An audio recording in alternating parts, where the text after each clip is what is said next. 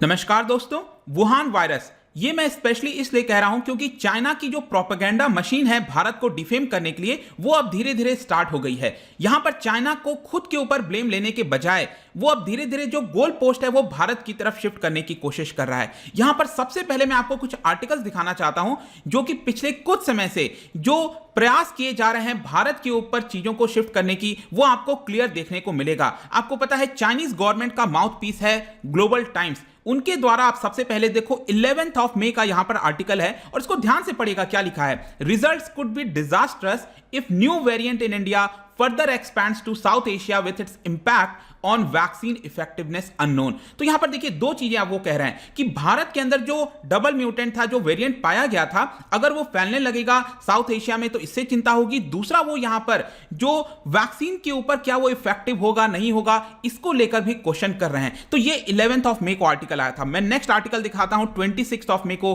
और यहां पर अब वो कह रहे हैं कि variant found in India spreading. अब वो क्लियरली इसको बोल चुके हैं कि भारत में जो वेरिएंट पाया गया था वो फैल रहा है। सबसे पहली तो ये बात है कि ये जो वायरस है वो कहां से आया, इसका पेरेंट कौन है, ये सबसे बड़ा प्रश्न उठता है जो कि चाइना को आंसर करना चाहिए। वुहान वायरस और उसके बाद जो वेरिएंट है। अब सबसे पहली तो ये चीज है कि जब हम वेरिएंट की बात करते हैं तो जरूरी नहीं है कि वो उसी देश में बना या फिर चाइना के द्वारा बना। क्या बना, ये देखिए क्या होता है कि यूके, हम यूके वेरिएंट बोलते हैं तो वो पहला जो केस था वो यूके के अंदर पाया गया, इसकी वजह से हमने यूके बोल दिया। जरूरी नहीं है, हो सकता है कि वो वेरिएंट कहीं और भी बना हो सकता है, लेकिन क्योंकि वो फाउंड किया गया पहली बार उधर, इसलिए उसका नाम दे दिया जा रहा है। लेकिन यहां पर सबसे पहला जो मैंने आपसे बोला प्रश्न है कि जो वायरस है, जो पेरेंट है, वो कहां से आया था? वो आया था वुहान से, चाइना वायरस से। तो यहां पर बेसिकली अब आप लेटेस्ट खबर देखिए, China plays blame game says covid variant from India led to resurgence in Guangzhou. तो चाइना के अंदर जो गुंजाओ सिटी है, जो जगह है, वहां पर जो रिसर्जेंस हुआ है उसका ब्लेम अब भारत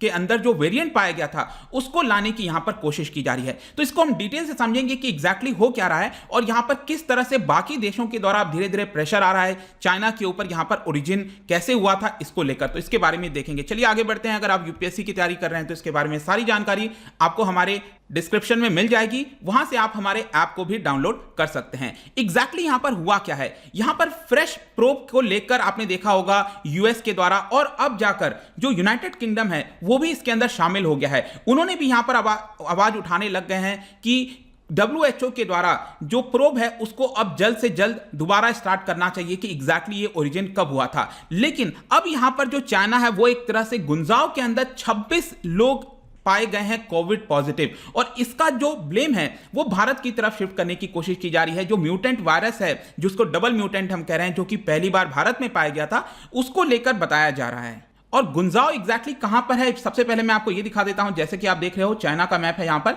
इसके जो सदर्न साइड में आप देखोगे हांगकांग, आपको पता है ना, यहां पर ये हांगकांग है, इधर ताइवान है, राइट। तो यहां पर हांगकांग की जस्ट ऊपर ये जो जगह है ये आपका मिलेगा गुंजाओ, ठीक है। तो ये काफी इंपॉर्टेंट शहर है, इनफैक्ट इंडस्ट्रीज के हिसाब से, बाकी चीजों के हिसाब से काफी लोग इधर आते हैं। तो यहां पर रिसर्जेंस देखने को मिला है, और अब जो ग्लोबल टाइम्स है उन्होंने पब्लिश किया है और इसके बारे में बताया है कि कहीं ना कहीं ये इंडियन वेरिएंट से रिलेटेड है, जो वायरस स्ट्रेन पाया गया था यहां पर उससे रिलेटेड हो सकता है, ऐसा यहां पर उनके द्वारा अब कहा जा रहा है। आपको एक और चीज ध्यान रखना है कि चाइना के अंदर आप देखोगे जो सबसे ज्यादा फ्लाइट्स वगैरह होती हैं पूरे चाइना में, वो आपको गुंजाओ में ही देखने को मिलेगा। तो इसकी वजह से भी अब कहां से आया है वायरस, किधर से नहीं आया है, ये सारी चीजें आगे पता चलेंगी। लेकिन यहां पर जब हम कोविड स्ट्रेन फ्रॉम इंडिया की बात कर रहे हैं तो ग्लोबल टाइम्स के अंदर जो आर्टिकल है, देखिए अब किस तरह से चीजों को फ्रेम करने की कोशिश की जा रही है। उसके अंदर एक्सपर्ट्स के बयान आए हैं, उनके खुद के जो ग्लोबल टाइम्स की रिपोर्ट है उसके अंदर एक्सपर्ट्स के उन्होंने बयान दिए हैं, और ये कहा है कि जो स्ट्रेन पाया गया था भारत के अंदर डबल म्यूटेंट वाला,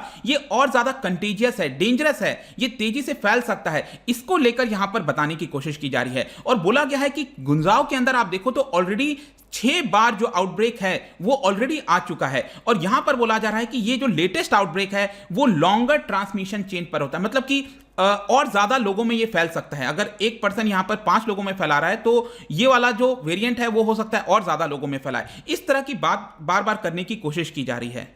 और इसीलिए यहां पर एक और खबर आई थी, यहां पर आप देख सकते हो, Chinese city locks down an area एमिड virus search. तो यहां पर बेसिकली बताया जा रहा था कि जो गुंजाओ है उसका एक छोटा सा नेबरहुड है, वहां पर लोगों को स्टे घर के अंदर रखने के लिए बोला गया और door to door corona virus की टेस्टिंग की गई, क्योंकि यहां पर बताया जाता है कि 15 मिलियन लोग जो हैं वो आपके रहते हैं और बिजनेस और इंडस्ट्रीज का काफी बड़ा हब माना जाता है ये। और एक और चीज है यहां पर कि चाइना इसलिए थोड़ा परेशान हो गया है क्योंकि इन्होंने डिक्लेयर कर दिया था, मतलब ये कह दिया था कि गुंजाओ से तो पूरा जो वायरस है वो एक तरह से हट चुका है, यहां पर अब कोई प्रॉब्लम नहीं है। तो ऑल्दो ये नंबर जो है आपका कम लग रहा होगा, जो 26 मैंने आपको बताया, जो 26 केसेस लेटेस्ट बताए गए हैं कि वहां पर आया है, तो नंबर कम लग रहा होगा, लेकिन क्योंकि उन्होंने बोल दिया था कि अब यहां से वायरस चला गया है और ज्यादातर लोगों को वैक्सीन लग गई थी, इसकी वजह से वहां पर कंसर्न बढ़ गया है और इसी को रिपोर्ट किया गया है ग्लोबल टाइम्स के द्वारा। और यह बताया गया है कि 21 मई को यहां पर पहला केस मिला था 75 वर्ष की जो एक ओल्ड महिला थी, वृद्ध महिला थी, उनके अंदर, और उन्होंने कई सारे लोगों के साथ डिनर शेयर किया था, वो साथ रहते होंगे। इसको लेकर वायरस थोड़ा सा बढ़ते हुए देखने को मिल रहा होगा। प्रेजेंट में अगर हम बात करें चाइना में कितने केसेस बताए जा रहे हैं, तो अब देखिए एग्जैक्टली फिगर क्या है क्या नहीं है, चाइना का किसी को कुछ नहीं पता। अब आप जस्ट इमेजिन करके देखो, उनके ऑफिशियल डेथ के आंकड़ों के हिसाब से इट इज जस्ट 4636, इतनी ही यहां पर मृत्यु हुई है और कंफर्म्ड केसेस 1 लाख भी कंफर्म्ड केसेस यहां पर अभी तक नहीं हुए हैं। तो ये डाउट रेज करता है वो जो भी है, लेकिन अभी भी बहुत ही कम वहां पर केसेस आपको देखने को मिलेंगे। और अब यहां पर मैं आपको एक और चीज बताता हूं, चाइना के द्वारा ये जो उनकी वैक्सीन बनाई गई है, इसको लेकर वापस से लोग अब सड़कों पर, लाइन पर, इस तरह का आपको वीडियोस वगैरह है वायरल दिख रहा होगा, कई जगह आपने सोशल मीडिया पर देखा होगा। तो यहां पर उनकी जो एफिकेसी है चाइनीज वैक्सीन को लेकर, उसको लेकर भी बहुत सारे सवाल खड़े किए जा रहे हैं कि जब वहां के लोगों ने जब 2 डोजेस ऑलरेडी ले लिए थे, तो यहां पर फिर से और डोजेस की क्यों आवश्यकता पड़ी है, इसको लेकर सवाल खड़ा हो रहा है। मैं आपको 2-3 एग्जांपल भी बताता हूं। सीशेल्स आपने सुना होगा, जो इंडियन ओशन में जो आपका आइलैंड नेशन है, तो वहां पर क्या है कि ज्यादातर लोगों को वैक्सीन लग गई है। बहुत सारे ऐसे लोग हैं जिनको 2 डोज लग गया है, लेकिन अचानक से वहां पर कोविड का सर्ज देखने को मिल रहा है और वहां पर लोगों ने चाइनीज वैक्सीन ही लगवाया था। इसके अलावा यूनाइटेड अरब एमिरेट्स में, बहरीन के अंदर, वहां पर भी कंसीडर किया जा रहा है कि क्या उनको अब तीसरा डोज लेना पड़ेगा। मतलब इतना जल्दी तीसरा डोज लेना एक क्वेश्चन रेज करता है कि क्या ये जो वैक्सीन लगाई गई थी ये कितनी ज्यादा एफिशिएंट होगी। इसके अलावा वहां पर लोग ये भी बोल रहे हैं, कई सारे एक्सपर्ट्स के द्वारा, कि जो तीसरा डोज है वो जरूरी नहीं है कि यहां पर हमें चाइनीज वैक्सीन लगवाना चाहिए, अब दूसरा कोई वैक्सीन ट्राई करना चाहिए। तो इस सारे चीजों का भी एक क्वेश्चन रेज हो रहा है, तो आई होप कि इसमें आप समझ रहे होंगे। लेकिन नेक्स्ट यहां पर सबसे बड़ा प्रश्न आता है कि क्या हमें इसके ओरिजिन के बारे में पता चलेगा। यूएसए के द्वारा जो डिमांड किया गया था बाइडेन के द्वारा वुहान वायरस के प्रोब को लेकर, यहां पर अब ब्रिटेन पूरी तरह से ज्वाइन कर चुका है यूएस को भी, और यहां पर बोला है कि डब्ल्यूएचओ को तुरंत यहां पर एक्शन लेना चाहिए और जल्द से जल्द जो एग्जैक्ट जगह है जहां पर पहला केस हमें देखने को मिला था वुहान के अंदर, वहां पर जाकर अच्छे से विजिट करना चाहिए, पता लगाने की कोशिश करनी चाहिए। और ये सारे जो अचानक से आप देख रहे हो ना कि इंटेंसिफाई हो गया है, पता लगाओ कि ये एग्जैक्टली वायरस लैब में बना था क्या नहीं बना था। इसका एक मेन कारण यह है कि वॉल स्ट्रीट रिपोर्ट एक लेटेस्ट निकल कर आई थी और उसमें बताया गया कि जब दिसंबर 2019 में यहां पर पहला केस बताया गया कि हमें प्राप्त हुआ है, चाइना ने यह बताया, उसके 1 महीने पहले की बात है, मतलब वायरस आने के 1 महीने पहले की बात है कि वुहान इंस्टीट्यूट ऑफ वायरोलॉजी है, उनके 3 मेंबर्स को, 3 रिसर्चर्स को हॉस्पिटल्स में एडमिट करना पड़ा था। तो बहुत सारे अचानक से क्वेश्चन रेज हो गए हैं कि पहले आखिरकार उनको एडमिट क्यों करना पड़ा, क्या कारण था, क्यों नहीं चाइना ने यहां पर बताया।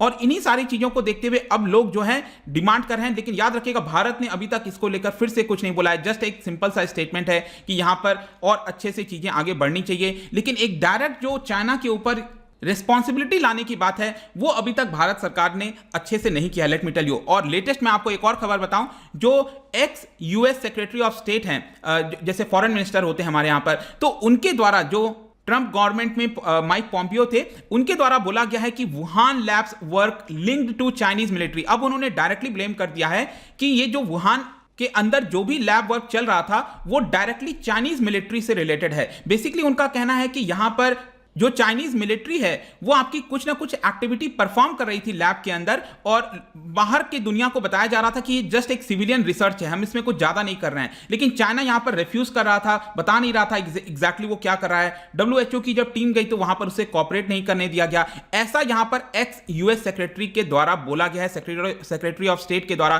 तो यहां पर भी कई सारे प्रश्न खड़े होते हैं। तो ये वाला जो पूरा वीडियो था दोस्तों, आई होप कि आपको समझ में आया होगा कि किस तरह से धीरे धीरे चाइना जो है वो यही करता है, अपने ऊपर ब्लेम लेने के बजाय, रिस्पॉन्सिबिलिटी लेने के बजाय, वो अब यहां पर एक कुछ प्रोपेगेंडा चलाने की कोशिश करेगा। और जो नया सर्ज इन वायरस है वो वेरिएंट पर थोपने की कोशिश करेगा जो भारत में पाया गया, या फिर किसी और देश के ऊपर ब्लेम लगा देगा जहां पर भी उसको आसानी लगेगी कि लोगों का जो माइंड है वो डाइवर्ट किया जाए। तो भारत सरकार को अब इसके बारे में सोचना चाहिए कि किस तरह से, क्योंकि जो इंफॉर्मेशन है ये बहुत ज्यादा इंपॉर्टेंट हो जाती है कि किस तरह से कौन सा देश उस इंफॉर्मेशन को लेकर आता है। तो भारत सरकार भी आई एम श्योर कि इसके बारे में डेफिनेटली सोचेगी। जाने से पहले मैं आपके लिए एक क्वेश्चन लेकर आया हूं related to disinfectant against viruses. आपको बताना है कि यहां पर जो मैंने डिसइंफेक्टेंट के नाम लिख रखे हैं वो वायरस के प्रति कौन सा इफेक्टिव है, ठीक है, कौन सा इफेक्टिव होगा वायरस के अगेंस्ट, क्या आप बता सकते हो। इसका जो राइट आंसर है आपको पता ही है, मेरे इंस्टाग्राम पर तो आपको मिलेगा ही, अगर आप वहां पर नहीं हो कोई बात नहीं, टेलीग्राम से भी ले सकते हैं इसका सही उत्तर। और मैं कई सारे एमसीक्यूज यहां पर डालता रहता हूं स्टोरीज के फॉर्म में, आप जाकर प्ले कर सकते हो। बाकी अगर आपको पीडीएफ चाहिए तो टेलीग्राम पर जुड़ सकते हैं, बाकी सोशल मीडियाज पर।